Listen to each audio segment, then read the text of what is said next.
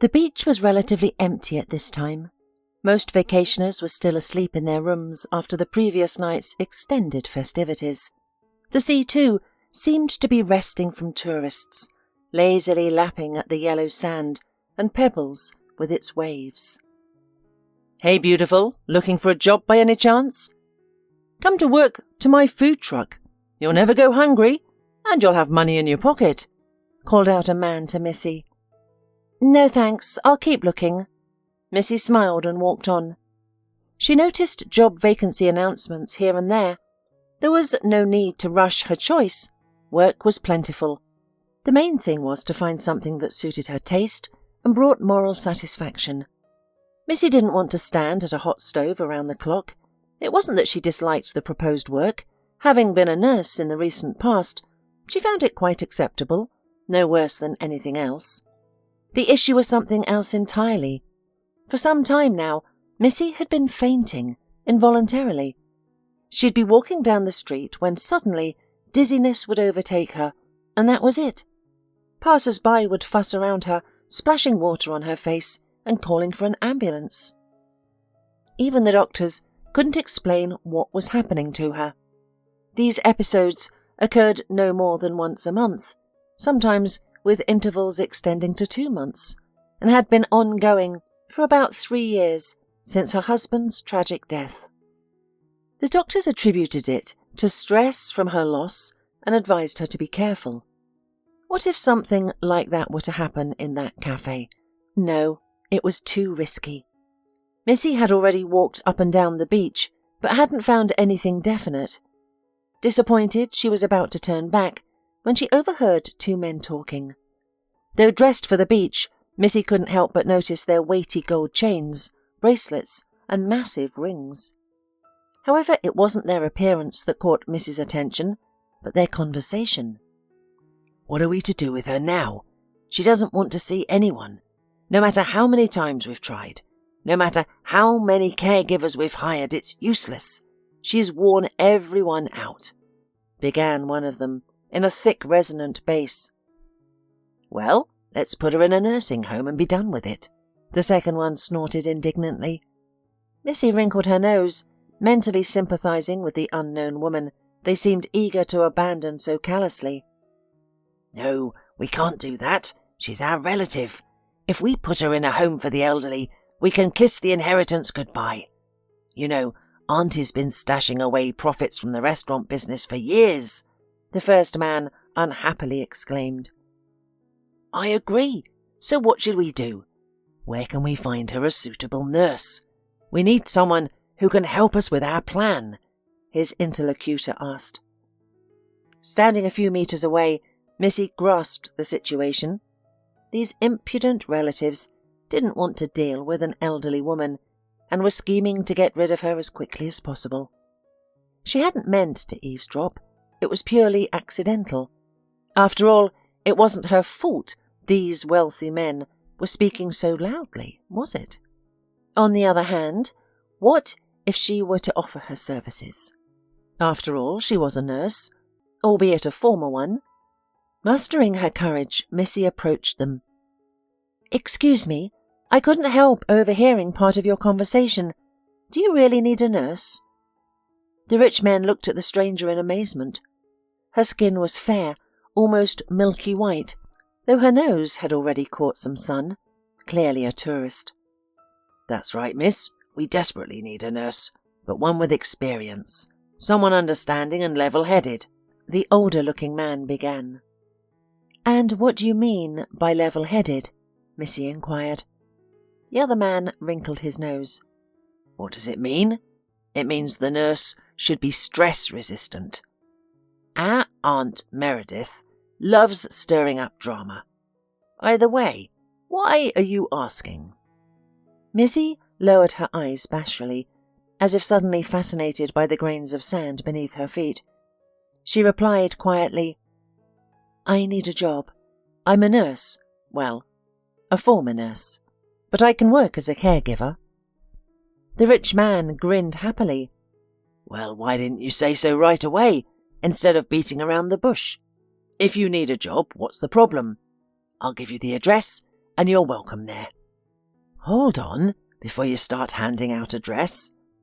We need to clarify everything up front, his companion reprimanded gruffly. Fine, ask away, but don't complain later if we lose another nurse. Go ahead. What would you like to know? Missy asked, trying to ease the tension. The second rich man eyed her suspiciously. Listen, beautiful, why are you here on the coast? The sea is understandable, but be honest. Did you do something wrong back home? Eh? Come clean. She blushed furiously, but answered nonetheless. Well, you could say that. I fought with the head of the department, went against him, thought I'd get the truth, but I got nothing but a dismissal. Well, these things happen. What about your husband? He won't mind? You'll have to live at our aunt's place, you know. The younger rich man continued, his tone softening slightly. My husband? He's been dead for 3 years now. He was a sailor, 6 months at sea on a fishing boat. Got caught in a storm and part of the crew was never found. Just wreckage washed ashore. I don't mind living in your aunt's house, but I have 3 children. The eldest is 8, and the youngest are 4 and 5. Missy replied without hesitation. The wealthy man pondered her words. On one hand, they were satisfied with everything, but on the other, 3 children seemed like a lot of burden. However, what choice did they have? There was no alternative anyway. All right, we agree. Having you with the little ones isn't a problem. There's a guest house on the grounds for emergencies. Here's the address. I'm Mark and this is my brother Robert. Our last name is Carnarvon. Have you heard of it? Your ward's name is Meredith Carnarvon. Come tomorrow at 8 o'clock and bring the kids. It'll be easier that way. Don't worry, we won't hurt you. If anything, the police station is just a short walk away. I'm not afraid. It's a deal. I'll definitely come tomorrow, Missy replied. The brothers exchanged meaningful smirks, said a curt goodbye, and headed toward the paid parking lot where their luxury SUV, black as a raven's wing, was parked. Missy watched them leave, then smiled and hurried away from the beach, which she had grown weary of. Only now did she realize that resting and working on the seashore were entirely different experiences. Some people relax in the sun and get a bronze tan, while others provide that very vacation, selling flavoured corn, cocktails, sweets and ice cream, cleaning the beach at day's end, and collecting deck chairs, doing everything to ensure vacationers' comfort during the holiday season. On her way to the rented house, Missy found herself deep in thought. How are my children doing now? Are they awake? Do they like the new place? After all, we talked so much about the sea. Miss's mood improved so much that she bought herself an ice cream, sat down on a bench, and let her mind wander.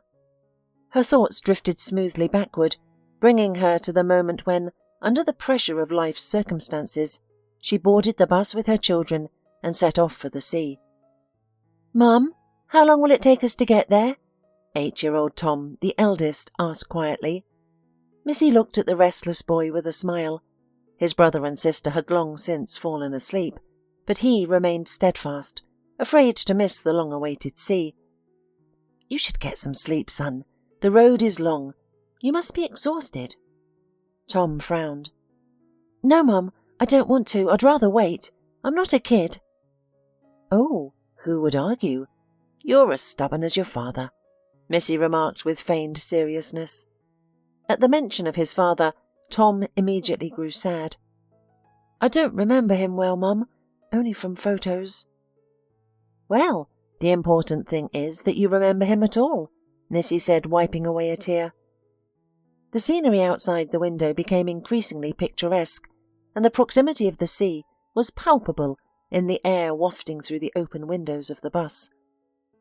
We've finally arrived, Missy breathed a sigh of relief as she caught sight of the coast. The trip hadn't been easy for her, especially considering all the events that had preceded it, including her dismissal and the scandal in the department for the seriously ill. Missy had long been prepared for the possibility of losing her job, but how else could she react when faced with daily lies and injustice? Not from the patients, of course, but from the enterprising head of the department, Dr. Ralston. She had grown accustomed to his schemes, with paid wards and improved services for the wealthy. After all, what's wrong with affluent people wanting to provide their relatives with luxury class care and treatment? Especially Dr. Ralston treated everyone equally. Well, almost equally, to be precise. The treatment plan for a homeless person differed little from that prescribed for a relative of an influential businessman. The only difference lay in the surroundings. The homeless man's ward had painted walls and a whitewashed ceiling, while the wealthy patient enjoyed a cosy space with a comfortable bed, equipped with an orthopedic mattress, TV and Wi-Fi. There was even an air conditioner, which was turned on during particularly hot days. All might have been tolerable, but in his quest for wealth, Dr. Ralston crossed a line. He began targeting lonely people with incurable diseases, for the purpose of manipulating them. His motive was singular, to be named in their wills, inheriting houses, villas, and even ordinary garages. Nothing was beneath the clever Dr. Ralston. A dilapidated house in the village, worth mere pennies? No problem. After all, it came with a plot of land for construction, access to the river, and proximity to the forest. It should be noted that Dr. Ralston never engaged in outright crime. He didn't force or coerce anyone. According to the doctor's own words, he simply helped lonely sick people make the right choice. The unfortunate elderly no longer had to puzzle over whom to leave their one-room apartment to in the suburbs. Dr. Ralston was right there, in all his glory. What better heir? One need only specify his name in the will, and everything would fall into place. Missy had long tolerated that, but finally decided to catch him in the act using her smartphone camera. She couldn't afford expensive equipment like hidden cameras. How could she? A widow with 3 children, living in a small house belonging to her husband's parents, with a mother-in-law who looked at her like a wolf and blamed her for her son's death. So Missy hid her old phone in the ward, positioning it to capture video. Her colleague Chloe had asked her not to do it, hinting at possible problems for the entire department, but Missy didn't listen and proceeded with her plan. She recorded the entire conversation between the head of the department and another lonely grandmother who owned a cottage in the village. She recorded it, hid the phone in her purse, and went to talk to Dr. Ralston. He appreciated her heartfelt impulses and even offered her a share. Missy, what aren't you satisfied with? What's wrong? Do you feel uncomfortable in the department? Who gave you money for your husband's funeral? Who gives presents to children on New Year's Eve? That's right, me. If you're short of money, tell me. I'll give you a couple of clients to get their inheritance. But you'll have to try hard. Press on the pity of old people. Shed a tear. Missy turned pale. What's money got to do with it? I won't cheat misfortunate people. Remember that. And don't scare me. I have evidence. Dr. Ralston visibly perked up at the nurse's words. Evidence, you say? Well, well, show me what you have there that's so interesting. A video of you persuading our patient to make a will for you. But I'm not going to show it to you. I'm showing it to the head doctor. The head of the department smiled nervously. Go ahead, but don't miscalculate. My offer isn't retroactive, and you won't be able to take it back. I don't want to take it back. I just want to stop this injustice at its root, Missy replied sharply. The doctor gave the nurse a hateful look and reached for the office phone, while Missy hurried to the chief of the clinic to show the recording. The director listened patiently, then asked to see the video. That's when Missy faced a real fiasco. For some unknown reason, the recording had been erased. The nurse was ready to swear that the phone had been filming in real time. Who had deleted the recording? "After everything you've told me, the doors of our clinic are closed to you. I won't tolerate slander, and I don't intend to forgive you," sneered the director of the clinic, making it clear that her time was up. Missy cried hysterically, trying to understand who had set her up. Then it dawned on her. Her colleague Chloe had been having an affair with Dr. Ralston for about a month, despite he is married with 2 young children. Chloe must have taken a moment to erase Missy's phone recording. Oh, why didn't I take it with me? Was I afraid that Dr. Ralston would snatch it in anger? How stupid of me. After dismissal, Missy realised she couldn't live like this anymore. How long could she endure her mother-in-law's nagging, constantly hinting that Missy should vacate her apartment? The woman conveniently forgot that she herself had given this apartment to the newlyweds on their wedding day. Now she has changed her priorities, showing no concern or good attitude for Missy or her grandchildren. Missy endured for a long time, but after her mother-in-law threatened to deprive her of parental rights, she decided to leave the city, once and for all, for the sea, where there were beaches, seagulls, sun and sand. Missy shook her head, banishing all unpleasant thoughts. On the next bus seats, Charlene and Carl slept sweetly, unaware that their journey had come to its end. Fortunately, Missy had already arranged housing, agreeing to rent a small, shabby house on the outskirt of the town, but not too far away from the sea. The location was well chosen, near a bus stop and a short walk from the sea. When the bus stopped, Charlene and Carl immediately woke up and tried to help their mother, though there wasn't much they could do with suitcases twice their size. Tom, the eldest, helped his mother pull one of them, feeling like a real man. Missy smiled, but didn't comment on her son's actions. A helper and protector was growing up. She was happy. Seeing the house where she and her children would live, Missy couldn't hold back a disappointed sigh.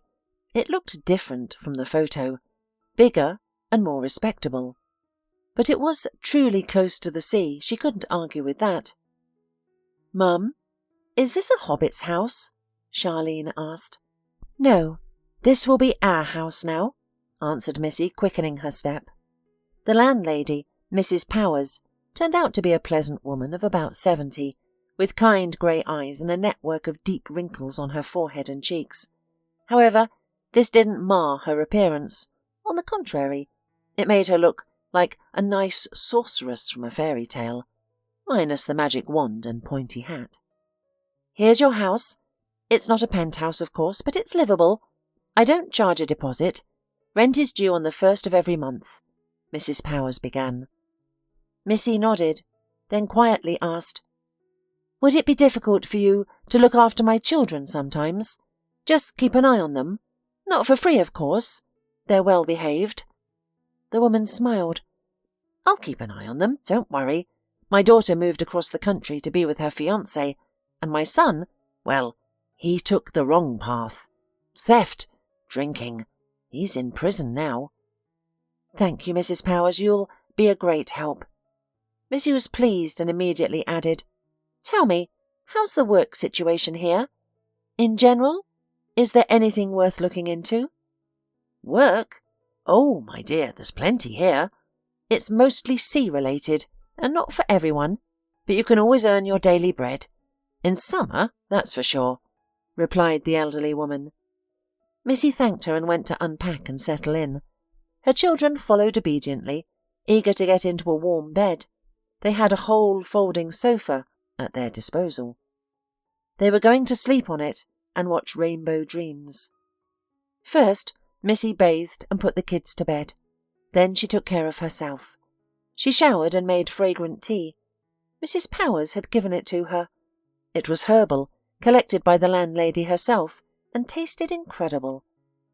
Miss's thoughts focused solely on job hunting. Though she was a nurse by profession, Now she didn't really want to connect her life with medicine. Remembering her dishonourable dismissal made her heart ache. But Missy truly wasn't to blame. Still, there was no point in justifying herself now. It was in the past. Her first night in the new place, Missy barely slept. How could she, when she didn't know what the day would bring? The unknown is always frightening, especially when you're raising 3 kids alone. Oh, if only Ryan were around now. After tossing and turning on the creaking bed until dawn, Missy quietly got up and went to the kitchen. She quickly brewed coffee and made her kids' favourite sandwiches with cheese and butter. She poured tea into a thermos and sliced a couple of apples for a snack. Leaving the house, Missy left a note for her eldest son Tom, saying she'd be back in 2 or 3 hours. Missy and her children had never been to the sea. They had no idea what it was like. The fresh, slightly brackish air, the gentle, sometimes intense sun, the beaches, catamarans, deck chairs and crowds of vacationers. Wasn't it like a fairy tale? At that moment, as if wanting to cheer up the sleeping young nurse, the sun gently touched her cheeks with its rays, making her smile and open her eyes briefly. It turned out that Missy, who had been awake all night, had dozed off sitting on the bench. Oh, what vivid and marvellous memories came to me in my sleep, as if someone had pressed the rewind button, bringing me back to the past. But there was almost nothing left of the ice cream Missy had been clutching. A large ginger cat, sitting next to her, had licked it up. Missy was left with only memories and a piece of waffle cone in her fingers. What a glutton you are! Though sea cats are all so brazen, Missy jokingly scolded it. The cat purred in response, then jumped off the bench and sauntered away with the lazy gait of a well-fed pet, heading towards the nearest houses. His owners likely lived nearby, and the cat came to the beach to scavenge. Here an ice cream, there a piece of pie. Its life was sweet. Missy smiled and headed home, though she couldn't recall the tiny, shabby house home. Well, no matter. It seems tomorrow we'll move to another place, where that patient, Meredith Carnarvon, lives. Entering the house, Missy immediately ran into Mrs. Powers. Well, did you find a job? I did, Mrs. Powers. I start tomorrow. We'll have to move out, but please keep the house for us, just in case. I'll pay for it, Missy replied with a smile. The landlady raised an eyebrow in surprise. Wow, where are you going? And where in our town do they give you a job with accommodation? They do, Mrs. Powers. I can hardly believe it myself. I'm going to be a nurse for Meredith Carnarvon. You happen to know her? Missy asked. Mrs. Powers frowned. Of course I know her. Quite well, in fact. Queen of local restaurants and cafes. But now she's retired. No kids. Her husband died 10 years ago, and now Grace is in charge of her business. She's a manager, a real hottie. Married twice, and 3 years ago she snagged a guy and quickly got pregnant by him. I guess so he wouldn't leave. So, beware of this Grace. She's a very crafty lady, I tell you. Thank you, Mrs. Powers. I'll keep that in mind, Missy answered discreetly. The landlady paused, then added, And be careful with her nephews, too. Poor fellows. Their aunt's inheritance is driving them crazy. But Meredith's not stupid. She's bequeathed all her savings to orphanages and hospitals. That's why they're angry. They're trying to get to their aunt so she'll rewrite her will. Wow, Mrs. Powers, you know so much. I can hardly wrap my head around it, Missy marvelled. Well, what did you expect? It's a small town. Everyone knows everything about everyone else. By the way, if you need help moving, please let me know. I'll ask my former student, Spencer, who works as a cab driver. A sweet smile played on Missy's lips. I'll definitely ask him. I'll need his help tomorrow morning. I don't know the city at all. The older woman nodded. That's right. Spencer, my former pupil. I worked in the orphanage for 40 years. Spencer used to be a civil aviation pilot, flying helicopters. Once he made a difficult flight in a storm, but on the way back to base, he crashed in a farmer's field. His partner managed to parachute out, but Spencer was badly hurt. He limps now and became a cab driver to make ends meet. Missy nodded respectfully. Well, that's quite a story. Is there any way to get rid of the limp? Or is it all over now? Mrs. Powers brushed away a tear. Yes, it's possible, probably, except that it doesn't come cheap. And the quota? There aren't enough quotas for everyone, you know. That's why he's struggling. When his wife found out that he was lying wounded in the hospital, she immediately filed for divorce, saying, "What do I need a vegetable husband for?" But Spencer pulled through to everyone's surprise. Children from orphanages are always strong, hardened by life. Missy talked to the landlady a little longer, then returned to the children. During his absence, the kids had grown bored. "Hooray, Mummy's back!" the ever-inquisitive Carl exclaimed joyfully. "Well, Mum, have you found a job?" inquired Tom. "I have, my dear, and not just a job, but one with accommodation. Plus, you'll help me with everything. Agreed?" Tom looked at his mother doubtfully. "And how will we help? We're small. I don't mind, though. What do we have to do?" Missy looked at her son lovingly. "Oh, almost nothing, Tom. You just have to behave yourselves while we're staying at the house of a very ill lady. OK?" "OK, Mum. Whatever you say. I certainly don't mind," her son immediately replied. "Me too, me too," exclaimed Carl. "Me too," Charlene chimed in. Missy smiled and hugged the little ones. Lord, how little is needed for happiness. Children's laughter, the warmth of the family hearth, and the support of a loved one. Ah, but the last one she no longer has. Ryan, my dear, you died in the abyss of the sea. The sea took you away. Lost in thought, Missy automatically touched the wedding ring hanging on her neck, the very one Ryan had placed on her finger on their wedding day. Wiping away a tear, Missy began to prepare for tomorrow's move and the upcoming work. How would this rich woman receive her? Well, God willing, all will be well, Missy thought with a smile. The next morning, as planned, Spencer picked up the young mother and her children. Despite his limp, he helped them with their belongings. After glancing at the address written on a piece of paper, he nodded and started the engine. On the way, Missy and Spencer chatted, gradually feeling a mutual sympathy. Spencer drove confidently and leisurely, not scolding other drivers, even when they cut him off or violated traffic rules. Sneaking glances at him, Missy admired his restraint and politeness towards her and the children. She thought this was probably how every professional cab driver should behave, as there was certainly no place for rudeness in this profession. At last, the mansion appeared ahead. The sight so amazed the family that Tom couldn't restrain a joyful exclamation. "Mum, are we really going to live here?"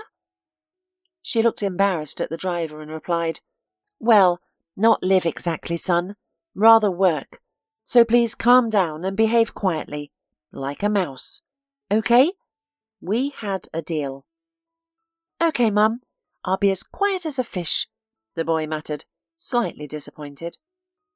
Since the mistress of the house couldn't meet Missy herself, her nephews, Mark and Robert, did. When they saw the limping cab driver, they grinned knowingly, but made no comment. They had known each other from school, but their paths had diverged. Spencer had always achieved everything himself, while this pair lived off money from their parents or rich relatives. Now Mark and Robert were at their aunt's house for a reason. "All right, Missy, I need to go. If you need anything, call me. You have my number." Spencer said goodbye and got behind the wheel. Truth be told, he didn't want to cross paths with Mark and Robert at all, as he hadn't gotten along with them since high school. "Thank you, Spencer. Thank you very much. I'll be sure to call you when I need to go into town. Maybe to get some medicine or something," Missy replied. "You don't need to go anywhere. Your job is to stay with our aunt and make sure she's healthy. If you need anything, tell me or Robert," Mark said grumpily. Missy shook her head reproachfully. She hadn't expected kindness from them, but their behaviour still irritated her slightly. Meanwhile, Robert opened the door and let the children inside.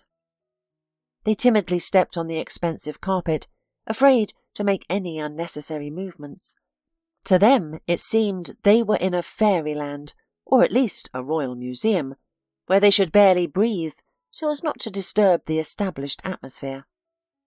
As it turned out later, Meredith Carnarvon was resting in her room, equipped with the latest medical technology.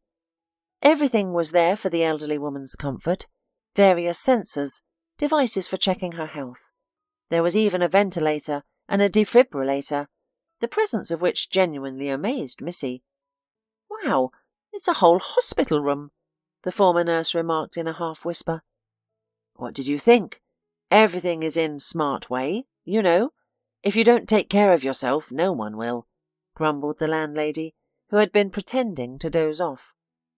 Missy shuddered and looked at Mrs. Carnarvon with embarrassment. "Oh, I'm sorry. I thought you were asleep." The elderly businesswoman grinned. "No, I'm not, dearie. I can't sleep with my nephews stomping around like elephants. The whole house is shaking." Mark and Robert looked at each other and blushed like guilty schoolchildren. Missy immediately concluded that they were afraid of their aunt and ready to fulfil her every instruction, as long as it happened in front of her. But when Mrs. Carnarvon turned away, they only thought about getting her inheritance. Missy had seen this many times in the ward for the seriously ill. Intrigues unfolded there too, and not all of them were connected with the activities of the fraudulent head of the department. Sometimes relatives came to the ward with notaries, asking the sick to sign over real estate before it was too late. It was a situation as old as time itself. Standing in front of Mrs. Carnarvon, practically on tiptoes, Missy felt uncomfortable. It seemed to the newly minted caregiver that she was being cast for a modelling agency, where she'd have time to compete for the title of Miss Universe. Any moment now, she'd be forced to walk across the room and smile to show the state of her teeth. As if reading the guest's thoughts, Meredith smiled and said, "Well, why are you frozen? Make yourself comfortable. Settle in. Do you have children?" Missy looked confusedly at Mark and Robert, who immediately looked away. "Yes, I'm with the kids. I was told you have a guest house. Or am I mistaken?" Missy asked. Mrs. Carnarvon grinned. "That's right, dear, that's right. You can make yourself at home there. And don't think that I, an old witch, will be against the presence of little ones. Not at all. Children are our future, and therefore we must always take care of them, sparing no effort." Mrs. Hart warmed at the elderly woman's words. She's not bad at all, this Mrs. Carnarvon. So what if she's strict? Life has clearly taught her much. That's why she doesn't trust people easily. "Well, if everything suits you, Auntie, Robert and I will leave you. We have business to attend to," said Mark, breathing out a sigh of relief. He had behaved extremely nervously before, obviously afraid that Mrs. Carnarvon would criticise the new nurse and send her away, along with them. But for some inexplicable reason, the elderly rich woman liked Missy and chose her. Deep down, Missy suspected the client's sympathy was caused by the presence of her children. Of course, these were only assumptions, and she couldn't be sure, but she understood perfectly well that at Mrs. Carnarvon's age, seeing grandchildren would be a joy. It also seemed to Missy that the client could read her mind, understanding her with half a word. As soon as her nephews left the room, Mrs. Carnarvon looked at Missy and said, "Well, why are you standing there like a statue? Sit down, we'll have tea. I'll tell you where everything is in the house, and then you can tell me about yourself. What brought you here? I can see you're not from around here. You've got no tan at all, and your nose has already peeled in the sun. That's how it always happens to newcomers. I know. Missy smiled and replied, "Yes, I'll make tea and be right back." "And make tea for your children too. I have sweets, candies and chocolates in my cabinet. Everything you need. They must be hungry from the road," the elderly businesswoman called after her. Missy smiled, still not believing she had been received so warmly. To Miss's great surprise, Mrs. Carnarvon turned out to be a sensible woman with her own principles. In conversation, she held nothing back and called things by their proper names. "I understand everything, Missy. I know you're new to this business. Earlier Mark and Robert tried to impose their caregivers on me, who were well instructed beforehand about what should be done. Imagine, each of these rascals, sooner or later, started talking to me about the inheritance, gently pushing me to sign everything over to Mark or Robert. And I will never do that. They're idiots and lazy," the woman declared. Missy smiled and shrugged her shoulders in embarrassment. What else could the young nurse say when she really had nothing to do with these matters? Let the rich sort it out among themselves. Her job was simple, to take care of a sick woman and monitor her well-being. Without realizing it, Missy started talking and told Mrs. Carnarvon about her life and how she had been fired from the department. The businesswoman listened in silence, only occasionally inserting her caustic and insightful remarks. "Yes, you were naive, primarily because you didn't take your cell phone with you. Although it's understandable, you trusted your colleague's decency. But you see how it turned out. She's the one who's been going behind your back with the head doctor. But don't worry, though. Life punishes such people. You'll see. She'll get her comeuppance sooner or later, preferably sooner. Maybe then she'll live the rest of her life as a decent person." Missy shook her head. Deep down she didn't believe that the head of the department, Dr. Ralston, could be caught red-handed or brought to justice. Nurse Chloe herself was behind him like a stone wall. It was a circle of mutual protection. Such things were always difficult to bring to light. To Missy's great relief, taking care of the old lady was much easier than it had been for many patients at her previous job. Mrs. Carnarvon turned out to be sweet and kind, not at all capricious, and steadfastly tolerated all procedures. However, there weren't many procedures, just measuring blood pressure and checking blood sugar levels. Since Mrs. Carnarvon didn't have a stroke or musculoskeletal disorders, it was a mystery to Missy why she couldn't walk on her own. Why was she always lying in bed, staying in one position day after day? Naturally, with the available equipment and anti-bedsore mattress, it wasn't hurtful for Meredith. But Missy couldn't understand what was really happening to her ward. Missy's children loved Mrs. Carnarvon's house. It was large, allowing them to play hide-and-seek and other noisy games without embarrassment, which delighted the mistress of the house. At first, Missy thought Mrs. Carnarvon would demand silence, but the woman actually asked that the children play and fill the house with their infectious laughter. Mrs. Carnarvon even ordered various expensive toys and construction sets online for home delivery, so the kids could play without limits. "Oh, thank you. If it's not too difficult, I'll pay for it after my first paycheck," Missy mumbled embarrassedly. Mrs. Carnarvon smiled. "Oh, nonsense. This is more than you'll earn in a month. Forget it.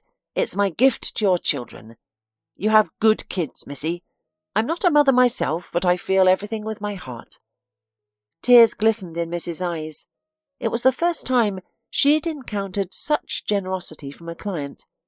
Usually, elderly people, being stingy, tried to save every penny. But Mrs. Carnarvon was different. Her kindness could be explained by her poor health and loneliness, but Missy had dealt with wealthy people who fretted over every penny, afraid of overpaying or being overcharged. To Miss's delight, Spencer called on her second day of work. In his usual calm manner, he asked about Missy's mood and how the mistress of the house had received her and the kids. "It's all fine, Spencer, really. Mrs. Carnarvon is kind-hearted. Don't believe what people say about her," Missy said over the phone with a smile. "That's great. I'm happy for you. Only, I won't distract you. Call me if you need anything," Spencer said tenderly and ended the call. Since then, they began calling each evening. A week passed quickly, with almost no unpleasant events. On the 8th day, the manager came to Mrs. Carnarvon. Seeing the new nurse, Grace curled her lips contemptuously. "Who is this peasant-faced simpleton? And what's with the children's camp down there? Do you have a new therapy now? Treating ailments with children?" Mrs. Carnarvon frowned. "Listen, Grace. Watch your tongue. This is Missy, my new nurse, and from now on, I expect you to behave with more restraint and mind your speech. Understand? Otherwise, I'll find another manager. I don't need anyone with such a temper." Grace's cheeks flushed with shame. "I'm sorry, Mrs. Carnarvon, I misspoke." The manager tried to justify herself. "Anyway, it's like this. I've done some calculations, and I'm planning to increase purchases for our restaurant. The resort season promises to be successful, so we must be prepared." Mrs. Carnarvon smiled. "It's not for you to decide whether to increase purchases or not. If I said we work according to the old scheme, then we work according to the old scheme. Have you forgotten? All our business is on the coast, and you know how things can change. If there's a storm, people will leave the resorts. What then? What if it rains for a few months? It's happened before, hasn't it?" Grace bit her lip resentfully, then looked at Missy with hatred, as if it were her fault that her boss had reprimanded her like a delinquent schoolgirl. "All right, Mrs. Carnarvon, I'll do everything. You needn't doubt it." The manager muttered respect and immediately left the room.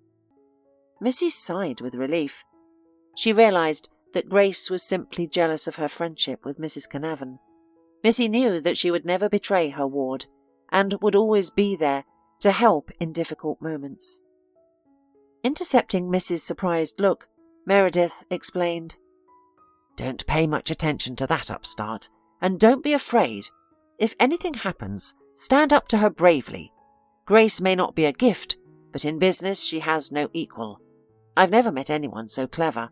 She knows how to do business, I tell you, even in places where it seems impossible to make money. She'll bribe here, she'll bribe there. In general, she's a good manager, but I have to keep her under control, especially after she got married for the 3rd time. You must have heard about that story, right?"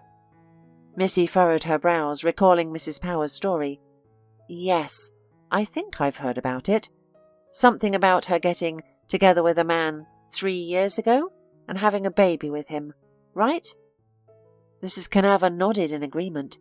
Yes, that's right, but many people don't know all the details, and I was aware of everything. As a matter of fact, Grace picked up her husband at the garbage dump. Yes, at the garbage dump with a broken head, picking through trash cans. I don't know what she saw in him, but she took him in, cleaned him up, and then married him. That's how it happened." Missy shook her head in disbelief. "Wow, was he sick or something? Why would Grace need a sick husband?" Mrs. Carnarvon looked at her nurse in amazement. "Well, I see you've got a brain too. You ask the right questions.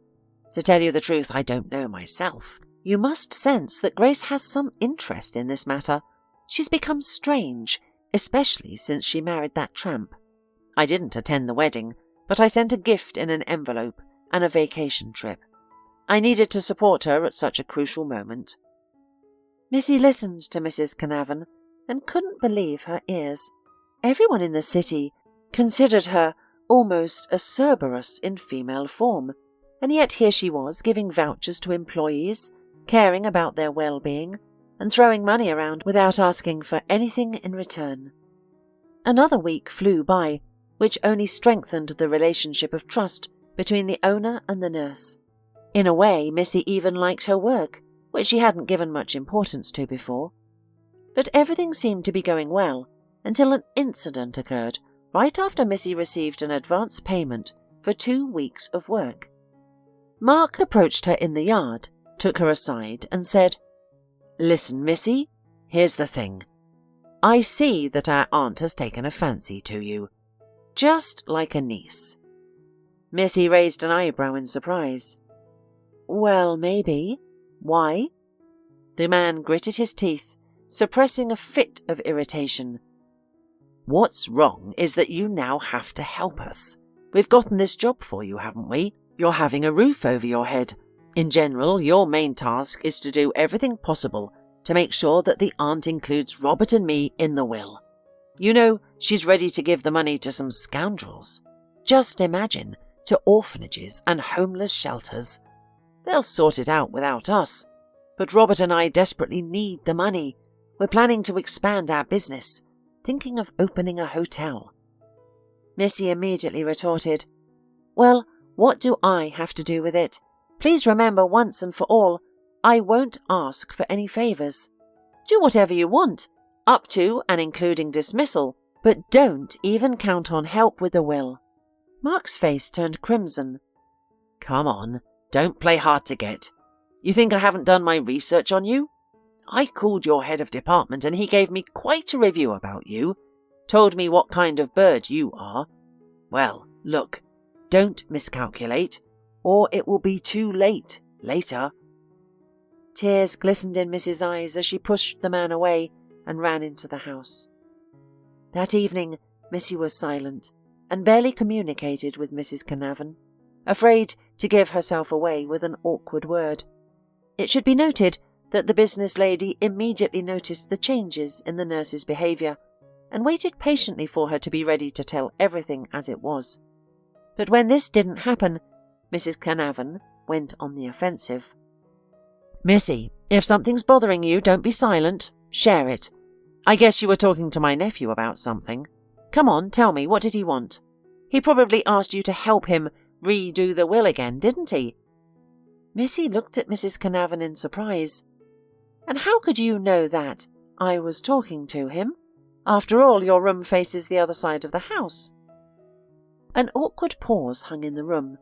It seemed that Missy could hear her own heart beating. Mrs. Carnarvon was visibly embarrassed, then looked around covertly. "Well, I never thought my own nurse would figure me out. Anyway, just don't tell anyone. I'm pretending to find a spy in my company.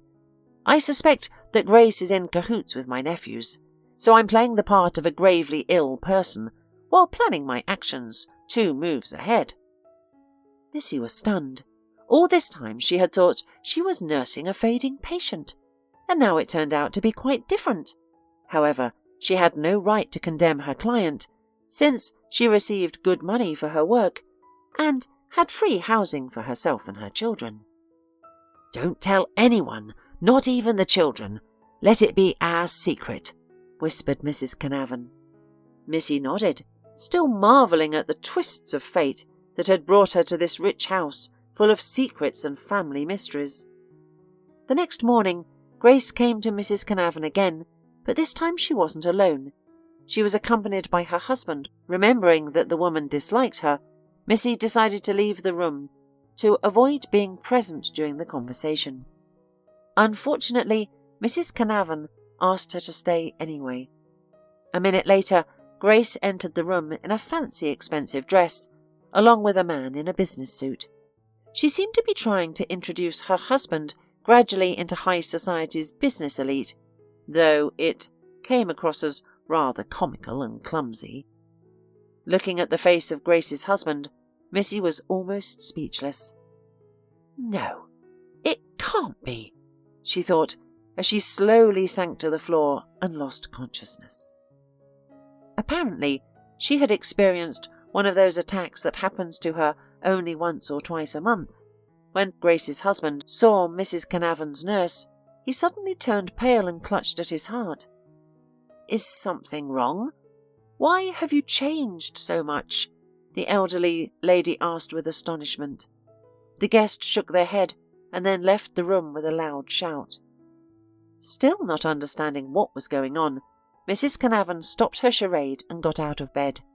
She came to Missy and began to splash water on her face, bringing her to her senses.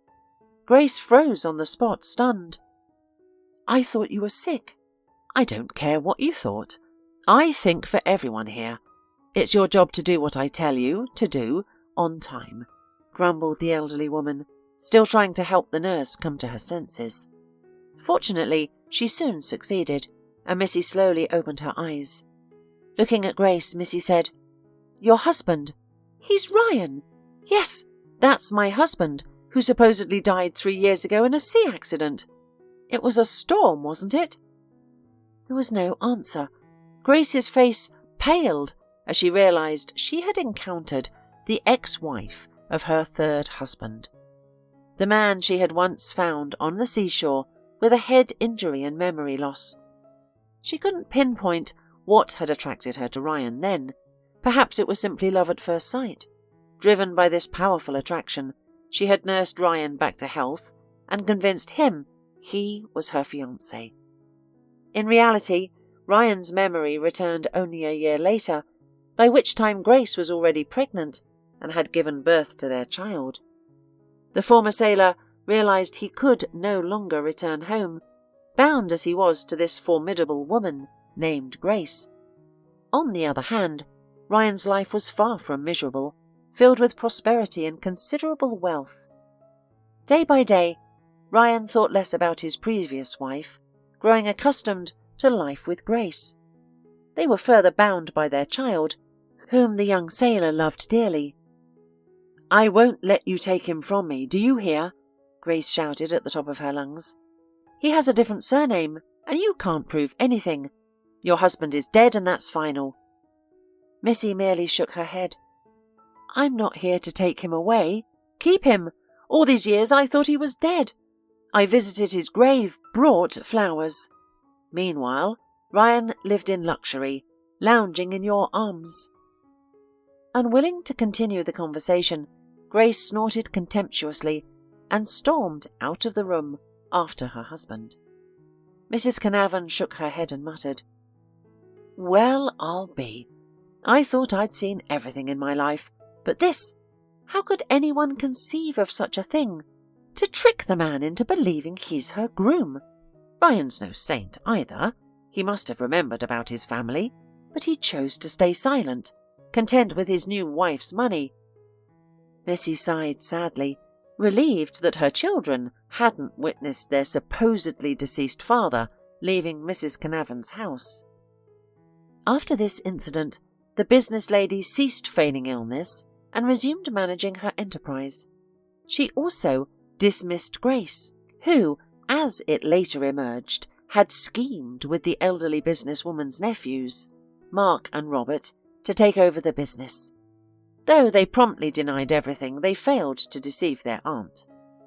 Missy and her children continued to reside in Mrs. Carnarvon's house, with Missy becoming a combination of assistant and personal nurse. When needed, she measured Meredith's blood pressure, collected blood samples for tests, and assisted with household chores. Cautiously, Missy's mysterious fainting spells ceased as abruptly as they had begun.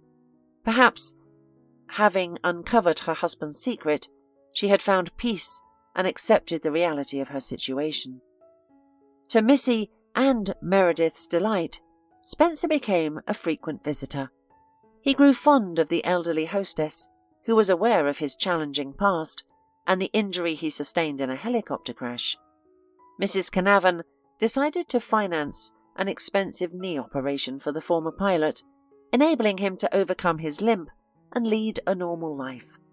Missy never requested this. She had always carefully maintained their friendship.